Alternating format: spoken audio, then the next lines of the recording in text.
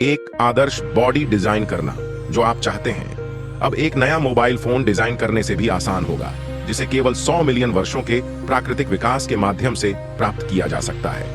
भविष्य की टेक्नोलॉजी के लिए केवल जेनेटिक प्रोग्राम को मॉडिफाई करना नेसेसरी हो सकता है। उदाहरण के लिए सेल टेलोमेरेज को संशोधित किया जा सकता है और युवाओं के लिए किसी भी समय यह अनंत ताजगी कोशिकाओं को फिर से भरने के लिए है।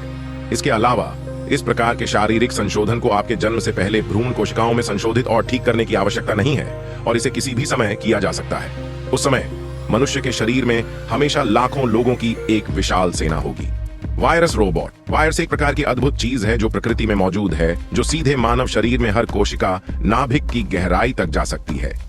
थोड़ा सा संशोधन यह नैनो रोबोटों की एक सेना बन सकता है, यह सुनिश्चित करने के लिए कि मानव शरीर और दिमाग हमेशा सर्वोत्तम स्थिति में रह सके। विभिन्न परिष्कृत और ऑपरेशन किए जाते हैं, लेकिन यहां तक ऐसा इसलिए है क्योंकि आपका भौतिक शरीर पहले से ही इतना परिपूर्ण है, इसे भविष्य में केवल एक बुनियादी खाली ब्लेड के रूप में माना जा सकता है।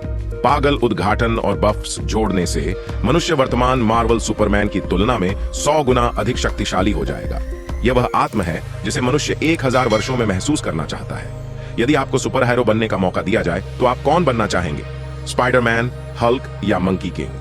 मानव शरीर के आनुवंशिक संशोधन प्रोजेक्ट में बायोनिक्स लागू करके सुपर हीरो में बदलना अब एक सपना नहीं होगा। भविष्य पृथ्वी पर जीवन की समरूपता के कारण यहाँ तक कि केले और मनुष्य भी 40% जीन समान हैं और यह मानव शरीर को संशोधित करने की महाशक्तियों वाले उन प्राणियों के जीन को सीधे स्थानांतरित करने का एक सरल और त्वरित तरीका हो सकता है। स्पाइडरमैन में बदलने के लिए स्पाइडर सिल्क जीन का होना बहुत अच्छा लगता है, लेकिन मैं शर्त लगाता हूं कि बाज की दृष्टि, गिरगिट की चोरी के साथ चमगादड़ और डॉल्फिन के इकोलोकेशन जीन अधिक व्यावहारिक होंगे। यदि आप ताकत के मामले में आगे बढ़ना चाहते हैं तो पीकॉक मेंटिस श्रिम्प के मांसपेशीय जीन आपको वन पंच मैन बना देंगे।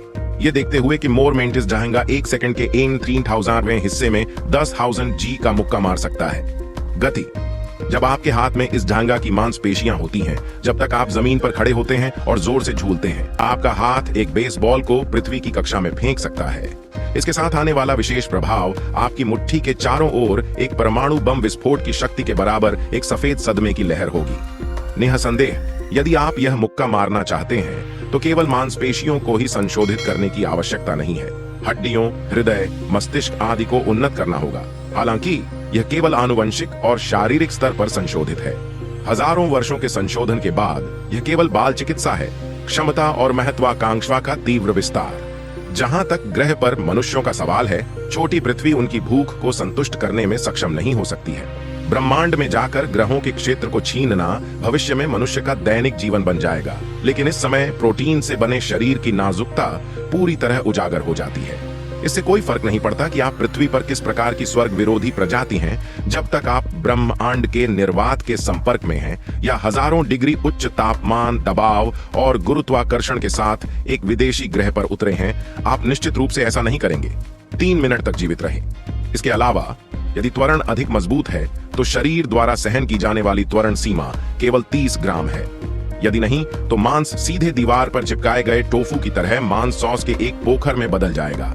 इससे कई ट्रिलियन किलोमीटर की अंतरतारकीय यात्रा में बड़ी असुविधा होगी। इन समस्याओं का समाधान सबसे पहले प्राचीन साइबोर्ग योजना है, जो मानव मशीन रोबोट बनने के लिए मशीन और मानव शरीर को बारीकी से एकीकृत करती है।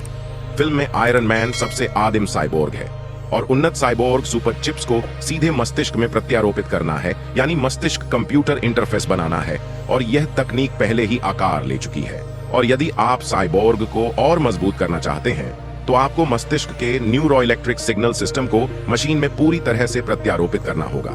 आम आदमी के शब्दों में यह मानव विचारों और आत्माओं को सीधे रोबोट में इंजेक्ट करना है, ताकि मानव अब शरीर और इच्छाओं से बंधे न रहें और सीधे अपने विचारों और आत्माओं से सब कुछ नियंत्रित कर सके। यानी 1000 साल बाद इंसान शायद हमारे पास एक से अधिक जीवन रूप हो सकते हैं। हम पृथ्वी पर एक साधारण शरीर का उपयोग करते हैं और अंतरिक्ष यात्रा के लिए इसे एक सुपर साइबोर्ग रोबोट से बदल देते हैं।